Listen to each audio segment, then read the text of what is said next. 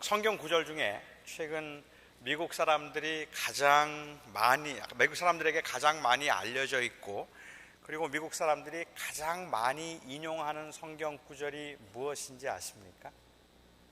왠지 우리 생각에는 미국 사람들이 제일 많이 알고 있는 성경 구절이 하나님이 세상을 이처럼 사랑하사 독생자를 주셨으니 하는 요한복음 3장 16절일 것 같기도 하고, 장례식 때 가장 많이 사용되고 있는 시편 23장 1절 여호와는 나의 목자시니 내가 부족함이 없으리로다, 이거겠다고 생각할 것 같아요.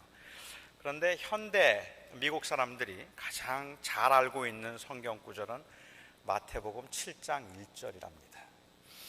비판을 받지 아니하려거든 비판하지 말라.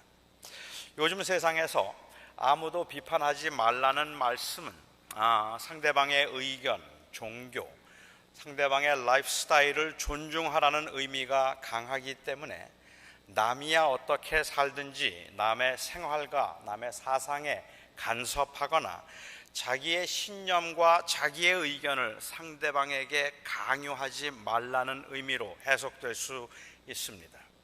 남의 집안일, 남의 교회 일, 남의 직장일에 이러쿵저러쿵 판단하고 그리고 잘잘못을 따지는 것은 이 다원화된 문화에서는 그 무엇보다도 용납될 수 없는 가장 심각한 문제이고 죄입니다. 다원화된 세상에서는 할 수 있으면, 어떻게든지 남의 일에는 간섭하지 않고 남의 일에는 판단을 하지 않아야만 합니다. 이웃집 아이가 무슨 옷을 입고 무슨 짓을 하고 다니든지, 심지어 내 자식이라 할지라도 이건 틀렸다, 그건 나쁘다 말하는 것은 남을 판단하는 것이고 비판하는 것입니다. 적어도 자기 자신에게 해를 끼치지 않는 한 남의 일에 상관하지 않는 것, 그것이 바로 남을 비판하지 않는 것입니다. 워낙 사람들이 남의 말을 많이 하니까, 그리고 남의 일에 간섭을 해서 워낙 판단들을 많이 하니까 일리가 있다고 생각합니다. 하지만 그래서 생긴 현대인들의 이 사고방식, 저는 건강하다 말할 수 없기 때문에 오늘 말씀을 보면서 저는 이 말씀이 그렇게 쉬운 말씀이 아니라고 생각을 했어요. 제가 이 말씀을 어렵게 생각하는 두 가지 이유를 오늘 여러분과 함께 나누게 될 텐데, 그 중에 하나는 바로 지금 말씀드린 이런 현대인들의 사고방식에 대한 회의 때문입니다. 야고보 사도는 형제를 비방하거나 판단하지 말라고 하면서 말하기를, 형제를 비판하는 것은 율법을 비판하는 것이고 그렇게 하는 사람들은 율법의 준행자가 아니요 율법의 재판관으로 혹은 율법의 이 입법자로 서는 것이라고 했습니다. 그러면서 말하기를 너는 누구이기에 감히 이웃을 판단하느냐고 했습니다. 당신은 율법의 재판관이 아니라 율법의 준행자이기 때문에 남들이 율법을 지켰는가 지키지 않았는가를 따지거나 간섭하려고 하지 말고 당신이나 좀 잘하는 말로 들리지 않으십니까? 남이야 잘했는지 못했는지 그런 거 가지고 자꾸 말해서 이거는 율법에 맞는 것이고 이건 율법에 틀리는 것이고 이런 잣대를 자꾸만 상대방에게 대려고 하지 말고 그냥 자기 일이나 잘하라는 말로 여러분 들리지 않으십니까? 옛날에도 우리는 이런 속담들을 많이 들으면서 자랐고 잘 알고 있습니다. 남이야 전봇대로 이를 쑤시든 말든, 남이야 뒷간에서 낚시질을 하든 말든, 남이야 요광으로 꽈리를 불든 말든, 남이야 이 삼승 버선을 신고 못자리를 밟든 말든, 남이야 지게를 지고 제사를 지내든 말든 무슨 상관입니까? 남의 일에 뭘 그렇게 상관해요? 그래서 지하철에서 젊은 청년이 노인에게 욕을 하든 말든, 길거리에서 고성방가를 하고 지나가는 행인들을 희롱하든 말든, 교회에서 하나님을 사랑하는 사람이, 하나님을 사랑한다는 사람이 다른 사람들을 속이고 사기를 치든 말든, 우리는 율법의 준행자이지 재판자가 아니기 때문에 그냥 묵묵히 우리의 일만 하면 되는 겁니다. 여러분 그렇습니까? 세상이 이렇게 부조리하고 불의한 일들이 벌어지고 있음에도 불구하고 부정과 불의를 보면서도 그렇게 해서는 상대방이 크게 잘못될 것을 알고 있으면서도 내 사랑하는 사람이 그렇게 살아서는 망하게 될 것이라는 것을 빤히 보고 있음에도 불구하고 우리는 재판자가 아니기 때문에, 우리는 그냥 율법의 준행자이기 때문에 판단해서도 안 되고 간섭해서도 안 되고 더 나은 사회를 위해서 비판하거나 가르치려고 해서도 안 되는 겁니다. 사람을 비판하고 판단한다는 것이 얼마나 많은 상처를 주는지 알면서도, 그래서 남의 일에 철저하게 무관심하거나 상관하지 않는 그런 삶을 오늘 야고보 사도가 권장하고 있다고 생각되지 않습니다. 만일 그랬더라면 야고보 사도는 오늘 말씀조차도 하지 말았어야 해요. 이 말씀도 사실은 이렇게 하면 안 된다는 판단이고 교훈이 아니겠습니까? 저는 1991년도에 1년 동안 독일에서 독일어 어학연수를 한 적이 있었습니다. 제가 그때 살았던 도시는 로텐부르크 오브 더 타우버라고 하는 그러한 아주 작은 중세 도시였는데 정말로 예쁜 도시입니다. 혹시 유럽을 여행할 계획을 가지고 계신 분이 계시다면 이 뮌헨이나 아니면 프랑크푸르트 같은 도시도 좋지만 저는 여러분들에게 독일에서는 그래도 하이델베르그도 멋있어요. 근데 그보다는 로텐부르크라고 하는 도시가 저는 작은 도시지만 정말 예쁘다고 생각합니다. 꼭 한번 가보시기를 바랍니다. 가셔서 식당을 가시면 제 이름을 대시면 됩니다. DC를 해줄지 안 해줄지 그건 제가 모르겠지만 아마 제 이름 한번 대보시면 좋을 것 같다는 생각도 들어요. 제가 거기에 도착해서 얼마 지나지 않아서, 며칠 지나지 않아서 어느 날 제가 차를 몰고 그 성내로, 그 중세도시니까 성으로 둘러싸여 있었는데 그 성내로 제가 운전을 하고 들어갔습니다. 그런데 느닷없이 한 독일인이 제 차를 가로막고 서서는 제 자동차 후드를 막 두드리는 거예요. 그러면서 나가라고 손짓을 했습니다. 처음에는 제가 영문을 몰라서 너무 당황스럽기도 했습니다. 아주 험악한 인상으로 소리를 지르면서 이 버티고 서 있는 모습이 손짓발짓 하는 것만 보아도 제가 뭘 크게 잘못했다는 생각이 들어서 잔뜩 주눅이 들어 있는데 아주 험한 얼굴로 저를 보고 표시판을 보라는 거예요. 그래서 제가 그 표시판을 보았더니 그 성내에 낮에는 차를 운전하고 다닐 수가 없었습니다. 그래서 차를 가지고 그 성내로 들어오면 안 되는 겁니다. 환경 때문인지 아니면은 관광객들을 위한 것인지 그건 제가 잘 모르겠지만 차를 가지고 들어오면 안 되는 곳으로 제가 차를 가지고 성내로 들어가니까 그냥 지나가던 행인이었던 그 독일인이 제 차를 가로막고 서서는 야단을 치는 겁니다. 겁도 났고 그리고 기분도 좀 언짢아서 제가 차를 뒤로 돌려서 나오면서 그때 제게 무슨 생각이 들었는지 아십니까? 지가 뭔데? 아니 자기가 경찰이야? 뭐야? 자기 일이나 똑바로 잘하면 되지. 이 생각이 솔직히 제게 제일 먼저 들었던 생각이에요. 하지만 시간이 지날수록 이 독일 시민의 행동이 고맙게 느껴지고 용기 있는 행동이었다는 생각이 듭니다. 더 나은 사회를 만들기 위해서는 욕을 먹어도 아마도 이렇게 틀린 건 틀렸다 말해줄 수 있어야 될 것 같아요. 틀린 것은 틀렸다 말하고 더 나은 사회를 만들기 위해서 잘못된 것을 지적할 수 있는 것은 정의로운 일입니다. 하지만 틀렸다 말하는 그것이 자기의 주관적인 입장이나 생각일 수도 있기 때문에 그렇게 정의로워 보이는 일이 독선처럼 보이기도 하고 자기의 잣대로 남을 판단하고 있는 것처럼 보이는 것 또한 사실입니다.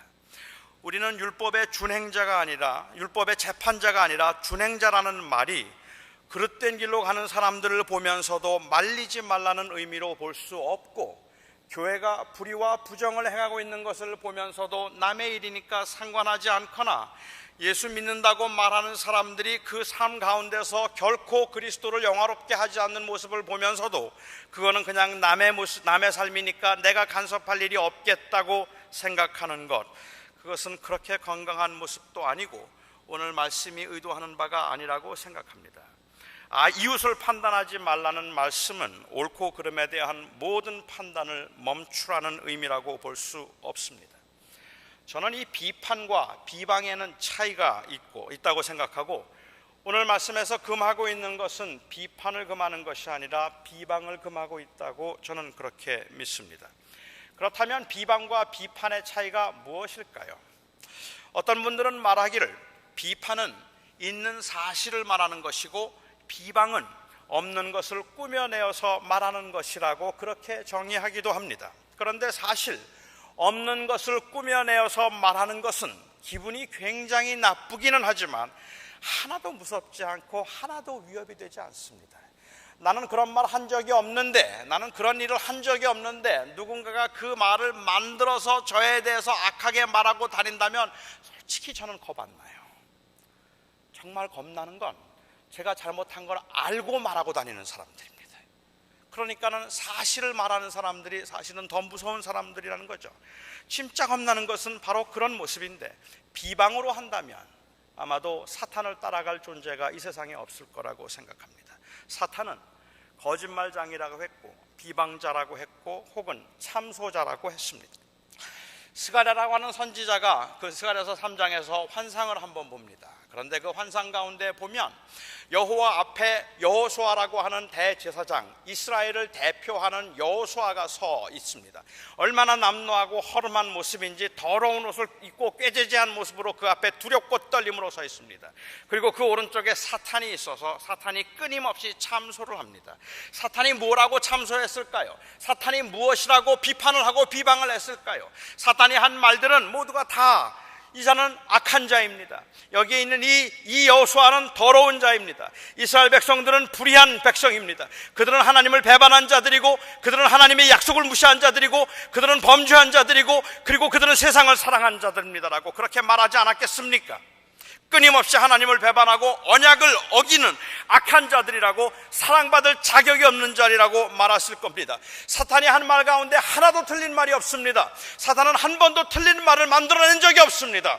사탄은 그렇게 할 수도 없었을 뿐만 아니라 그렇게 할 이유가 없었습니다. 그냥 사실만 말하면 됩니다. 있는 대로만 말하면 돼요. 사탄은 제 앞에 놓고 저를 참소할 때 제가 하지도 않은 말을 가지고 감히 모든 것을 다 알고 계시는 하나님 앞에서, 하나님 앞에 저에게 그렇게 참소하는 거짓말을 할 수 없을 겁니다. 그냥 있는 대로만 말할 겁니다. 그래서 그 사탄이 참소함에 여호수아는 아무 말도 하지 못하고 고개를 숙이고 있습니다. 모든 것이 다 사실이기 때문에 그렇습니다. 그러나 여러분, 사탄이 거짓말장애인 것은 죄를 꾸며내어서 없는 것을 있다고 말하기 때문에 그런 것이 아니라 하나님의 사랑과 은혜를 의심하게 만들어서 거짓말장애인 것처럼 그렇게 만들기 때문에 그는 거짓말장애인 겁니다. 사단이 그렇게 참소할 때 그때 하나님께서 하신 말씀이 무엇인지 아십니까? 너무 감격스러운 말씀을 하세요. 사탄은 사실만 말하면서 이 자는 용서받지 못할 자이고 사랑받을 자격이 없는 자라고 이야기할 때 그때 하나님께서 사탄을 꾸짖으시면서 주님께서 말씀하시기를 Isn't he the brand? Isn't he a brand plucked out of the fire? Isn't he a brand plucked out of the fire? 그가 불에서 꺼낸 그슬린 나무가 아니냐라고 말씀을 하고 계십니다. 그래, 더럽지, 부정하지, 새카맣게 타버렸지, 만지기만 해도 그냥 다 무너져 버릴 것처럼 그렇게 약하게 이를 데 없지만 Isn't he a brand plucked out of the fire? 불에서부터 건져낸 자가 아니냐. 내가 그를 용서하기로 하지 않았느냐? 내가 그를 사랑하기로 하지 않았느냐? 내가 그와 언약을 맺어서 그를 지키기로 하지 아니하였느냐? 그런데 내가 왜 그를 참소하느냐고 주님께서 사탄을 오히려 책망하신다는 말입니다. 거짓말을 했기 때문이 아닙니다. 거짓말을 했기 때문이 아닙니다. 사실을 말한다는 것은 굉장히 중요한 일이지만 그 사실을 어떤 의도로 말하는가가 훨씬 더 중요합니다. 그런데 많은 경우에 우리는 사실을 말한다는 그 사실로 우리의 악한 의도를 합리화시키려고 할 때가 너무 많아요. 우리가 종종 듣는 말, 너무 사실이라서 제대로 대꾸조차 할 수 없는 말, 그런데 너무너무 화나게 만드는 말. 제가 제 아내에게 자주 쓰는 말, 내가 언제 틀린 말 했어? 내 말이 틀렸으면 한번 말해봐. 그런데 너무 맞는 말이에요. 너무 맞는 말이라서 뭐라고 말은 못하겠는데 그런데 무지무지 화가 나요. 나는 사실만 말할 뿐이라고 이야기하는데 그 말이 전혀 틀린 말이 아닌데 불순해 보이는 그 의도를 증명할 길이 없어서 가슴을 쳐야 했던 경험들 여러분 없으십니까? 맞는 말인데 사악해요. 사실만 말하고 있는데 너무 못됐어요. 그런데 못됐다는 걸 증명할 길이 없어요. 그냥 사실을 말하기 때문에 꼼짝을 못하는 그런 경우 여러분 경험해 본 적이 없으십니까? 비판과 비방의 차이는 없는 말을 만들어서 하는가 아니면 있는 말만 하는가 하는 것으로 구분되지 않습니다. 사전적인 차이를 보면 네이버 사전에 보면 비판을 이렇게 정의했습니다. 비판이란 사물의 옳고 그름을 가리어 판단하거나 밝힘입니다. 비난은 남의 잘못이나 결점을 책 잡아서 나쁘게 말함이라고 되어 있습니다. 그리고 비방이란 남을 비웃고 헐뜯어서 말함이라고 되어 있습니다. 사전적인 정의만 보면 비판이라는 것은 옳고 그름을 판단하여 옳은 것을 말하는 것입니다. 그리고 비난이라고 하는 것은 그 잘못된 것을 보고 그 잘못된 것을 책 잡아서 나쁘게 말하는 것이고, 남의 잘못이나 결점을 책 잡아서 나쁘게 말하거나 헐뜯어서 말하는 것이 비난이고 비방입니다. 너무 차이가 커요. 비판은 옳은 것을 드러내기 위해서 옳은 것을 판단하는 행동이라면, 비난이나 비방은 잘못된 것을 책 잡아서 헐뜯어서 말하는 것입니다. 이 차이가 너무 분명한 것 같은데 현실에서는 그 구분이 상당히 어렵습니다. 오늘 말씀이 제게 어렵다고 생각하는 두 번째 이유는 바로 이렇게 이 비방이나 비난을 정의했던 책 잡아서 혹은 헐뜯어서라고 하는 이 말은 현상을 말하는 것이 아니라 의도를 말하는 것이기 때문에 힘들다는 말입니다. 바꿔 말씀드리면 마음을 봐야 된다는 거예요. 그가 사실을 말했는가 아닌가 하는 것이 중요한 것이 아니라 무슨 생각으로 그 말을 했는가를 보아야 한다는 겁니다. 어떤 의도에서 그 말을 했는가에 따라서 달라질 것이라는 말을 하고 있는 겁니다. 뭐가 비판인지 뭐가 비난인지 뭐가 비방인지 하는 것은 말의 내용이 아니라 그 의도로 결정되는데, 사람의 마음이라는 것은 그렇게 쉽게 알 수 있는 것이 아니기 때문에 그 의도를 구분하기가 너무너무 힘이 듭니다. 저는 참 잘 먹습니다. 그리고 저는 먹는 것을 정말 좋아합니다.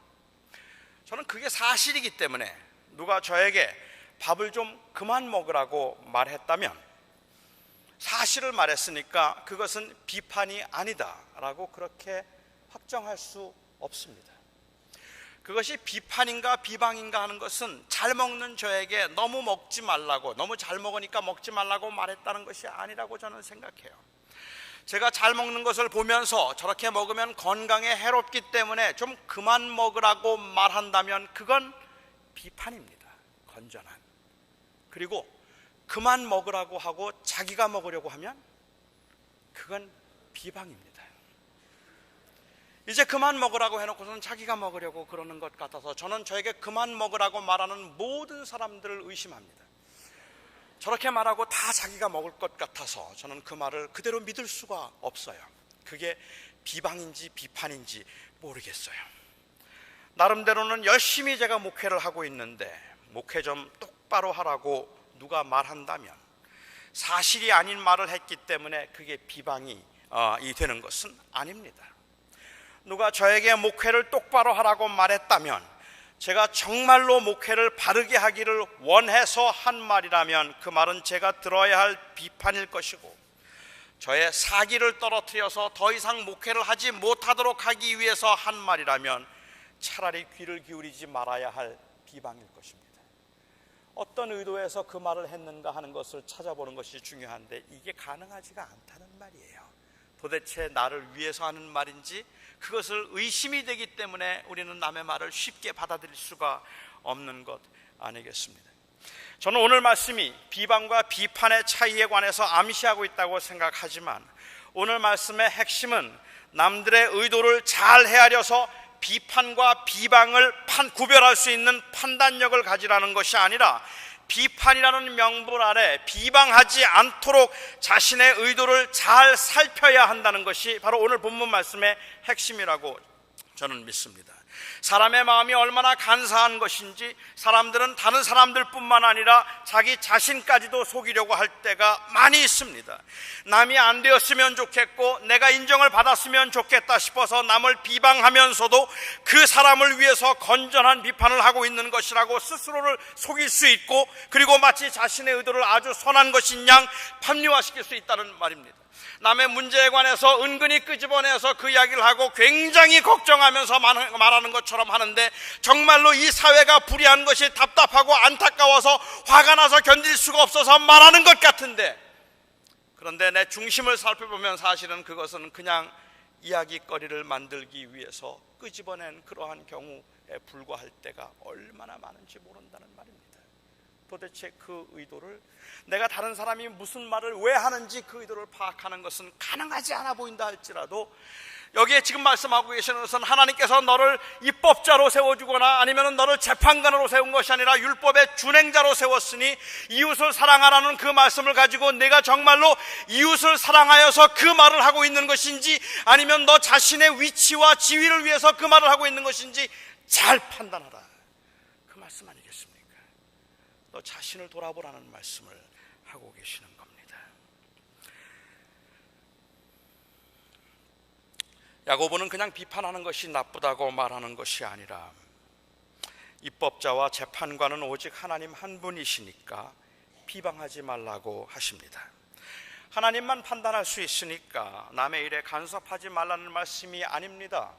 하나님만이 입법자이고 누가 너희를 이웃의 판단자로 세우느냐는 이 말씀의 의미는, 그러니까 하나님만 비판하시는 분이니까 교회야 어떻게 되든지 상관없고 내 사랑하는 이웃이 잘못되든지 잘되든지 그거 상관하지 말고 너는 판단하지 말고 내 할 일이나 하면 된다고, 그 말씀을 하기 위해서 이 말씀을 지금 하고 계시는 것이 아니라는 말입니다. 오히려 하나님이 판단하실 테니까 나의 말과 행동이 악한 비방일지 아니면 건전한 비판일지 하나님 앞에서 너의 마음을 살펴보라고 말씀하시는 겁니다. 그리고 이웃을 해하고자 하는 그 어떤 것이라도 그것은 우리가 감히 정당화시킬 수 없다 말씀하시는 것이죠. 따라서 오늘 말씀은 그 제안으로 하나님의 임재에 대한 인식을 말하고 있는 것입니다. 다른 사람은 아무도 내 의도를 알 수 없습니다. 더구나 교묘하게 다른 사람을 속이자고 한다면 누구도 내 의도를 알 수 없을 겁니다. 따라서 비방을 비판처럼 보이게 만드는 일은 그렇게 어려운 일이 아닙니다. 상대방을 위해서 말하는 것처럼 말하고, 아니면 적어도 진리와 정의를 위해서 말하는 것처럼 보이게 만드는 일은 가능한 일입니다. 그런데 그렇게 보이는 것이 어려울 때가 있습니다. 내가 그렇게 보이려고, 정당하게 보이고 진리와 정의를 위해서 말하는 것처럼 하고 다른 사람을 위해서 말하는 것처럼 하지만 사실은 내 속에 있는 것들을 내 이익심과 내 유익을 위해서 말하고 있는 것임을 내가 속이기가 어려울 때가 있다는 말입니다. 내 마음을 알고 있는 하나님의 임재를 느끼기 시작할 때입니다. 하나님께서 내 말을 듣고 있다는 것을 강하게 느끼기 시작하면 그 다음부터는 함부로 말할 수 없어요. 하나님을 속일 수가 없기 때문이죠. 이것은 야고보서 전반에 나오는 아주 중요한 주제 중에 하나입니다. 하나님을 믿는다고 말만 하지 말고 하나님의 임재를 경험하고 그 앞에 설 수 있어야 합니다. 하나님이 보고 계시고 하나님이 듣고 계시고 하나님이 알고 계시다는 사실을 기억해야 합니다. 그래서 고난 중에 있는 성도들에게 하나님의 임재를 강조했고, 분쟁에 휘말린 교회에게 하나님의 임재를 강조했고, 세상적인 기준에 의해서 사람을 판단하고 자랑하려는 사람들에게 그 존재의 인정보다 더 중요한 것이 임재를 경험하는 것이라는 것을 강조했습니다. 하나님이 살아계시다고 말만 하지 말고 하나님을 느껴보고 그 하나님 앞에서 행동해보라는 말입니다. 여러분, 세상에 이것보다 막연하고 추상적인 제안이 어디 있습니까? 세상에 이것보다 더 우리의 마음을 답답하게 만드는 것들이 어디 있습니까? 하나님의 임재 앞에서 말하십시오. 하나님의 임재 앞에서 생각하십시오. 하나님이 듣고 계십니다. 하나님이 보고 계십니다. I know. 그런데 그게 그렇게 큰 힘이 안 돼요. 저는 저와 여러분의 삶의 신앙의 현실에서 하나님이 듣고 계시고 하나님이 알고 계시고 하나님이 보고 계시다는 사실이 아무런 힘도 없는 그 존재감의 무게가 느껴지지 않는 이 비극적인 현실이 현대 교인들의 심각한 문제라고 생각합니다. 그게 바로 저의 문제이고 여러분들의 문제일 수도 있다는 겁니다. 저는 20년 동안 목회하면서 토요일에 가장 거룩했던 것 같습니다. 특히 제 아내 앞에서 토요일에 가장 혈기를 잘 다스렸고 가장 인내심을 잘 발휘했습니다. 제가 늘 토요일 저녁처럼만 살았더라면 지금보다 굉장히 많이 거룩해졌을 겁니다. 제가 토요일에 제 아내 앞에서 유난히 잘 참고 유난히 말을 조심하는 이유는 그 다음 날이 바로 주일이기 때문입니다. 오해 마십시오. 단순히 주일을 거룩하게 지켜야 되겠다고 하는 거룩하게 지키기 위한 저의 경건함 때문이 아닙니다. 특히 주일 제 설교 시간에 제 아내의 존재를, 그 존재의 무게를 가장 확실하게 느낄 수 있기 때문입니다. 토요일에 화를 내거나 제 아내와 싸우면 주일에 제가 설교를 할 때 제 아내가 너나 잘하라고 할까봐 겁이 나고요. 저를 위선자라고 부를 것 같아요. 그래서 그게 두렵습니다. 사실 저는 예배도 2부 예배보다는 1부 예배가 훨씬 마음이 편해요. 1부 예배는 정말 자유를 느끼겠는데 2부에는 어떤 그 눌리는 존재감을 제가 느끼기 때문에 이 2부 예배 때는 제가 좀 불편할 때가 있습니다. 토요일에 화를 내거나 제 아내하고 싸우고 난 다음에 주일 설교 때 아이고 자기나 잘하지 저 위선자 이렇게 말할까봐 겁이 나요. 다만 참을 수 없는 제 존재의 경망스러움은 제가 설교를 할 때만 그런 두려움이 느껴져서 그 주일에 설교를 하지 않는 토요일에는 겁없이 제 아내의 심기를 건든다는 말입니다. 전 다음날 어차피 설교 안 할 거니까. 그러니까 그 전날 막 소리도 지르고 화도 내기도 해요. 그래서 저는 아직 멀었습니다. 저는 아직까지 거룩함과는 거리가 먼 사람처럼 느껴져요. 하지만 제 아내가 내일 내 설교를 들으며 무슨 말을 할까를 생각하는 그것만으로도 저는 토요일 날 저녁이면 제 말에 조심을 해야만 될 만큼 제 아내의 존재감이 느껴진다는 말이죠. 오늘 본문은 남의 말을 할 때에 느끼고 인정해야 할 강력한 하나님의 존재를 강조합니다. 유일한 입법자요 재판관이신 하나님께서 내가 하는 말을 다 듣고 계실 뿐만 아니라 그렇게 말하는 의도를 알고 계시다는 사실을 기억하라는 것입니다. 그냥 단순히 남의 말을 하지 말아야 한다는 교훈이 아닙니다. 그냥 단순히 남의 일에 간섭하거나 참견하지 말고 판단하지 말라는 교훈이 아닙니다. 하나님 앞에서 살라는 말입니다. 하나님의 임재 앞에서 말하라는 것입니다. 하나님을 믿는 사람들은 유일한 재판관이요 유일한 입법자이신 그 하나님 앞에서 내가 지금 비방을 하는 것인지 건전한 비판을 하는 것인지를 다 알고 계신 그 하나님 앞에서 그 마음을 살펴서 율법의 준행자로서 사랑을 실천하는 말, 이웃을 사랑하라고 하나님께서 주신 말씀에 순종하는 그 말만을 함으로 율법을 행하는 자가 되라고 말씀하고 계시는 겁니다. 다른 사람을 세워줄 수 있는 의도에서만 우리는 말을 해야 합니다. 율법의 재판관이 아니라 준행자로 우리를 세우셨다는 이 말씀은 절대로 비방해서는 안 된다는 말입니다. 다시 말하면 남을 해하고 남을 넘어뜨리려는 의도에서는 어떤 말도 해서는 안 됩니다. 세워주고 용서할 마음이 없으면 비판하지 말아야 하고 상대방이 잘 되었으면 하는 마음이 아니라면 아무리 옳은 말이라 할지라도 합당한 말이 아닌 겁니다.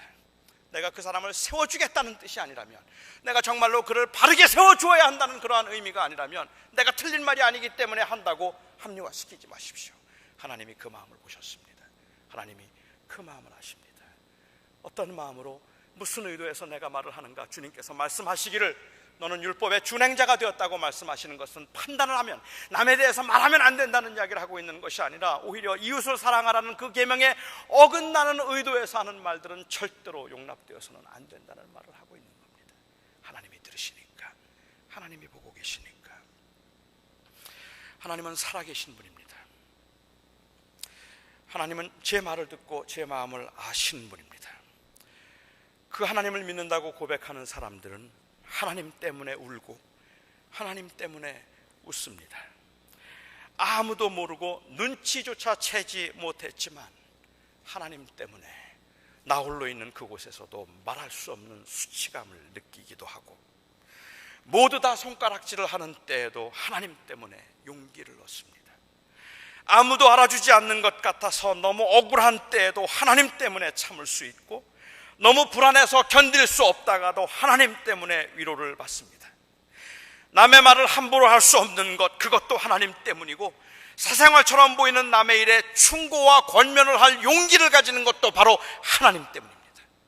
하나님의 존재 앞에서 내가 살아야 한다는 생각 때문입니다. 하나님은 그렇게 살아계셔서 나와 함께 하십니다. 이 하나님이 입법자이고, 이 하나님이 재판관이며, 이 하나님이 아버지이시고, 이 하나님이 우리의 삶과 생각의 증인이십니다. 우리는 하나님이 없는 것처럼 입법자요 재판관으로 말할 것이 아니라 하나님 앞에서 그 율법의 준행자로 살아가야 하기 때문에 잘못을 보면 감히 비판할 수 있는 용기를 가질 수 있으면서도 절대로 남을 비방할 수는 없는 것입니다. 하나님 때문입니다. 하나님이 계시기 때문입니다. 저는 여러분들의 말 가운데, 우리들의 말 가운데 정말 하나님의 임재를 느낄 수 있어서 그 하나님 앞에서 말하고 하나님 앞에서 행동할 때 사실을 말했다는 것으로만 만족하지 아니하고 정말 이웃을 위해서 말했는가 하는 것으로 우리의 마음을 살필 수 있어야 할 것입니다. 기도하겠습니다.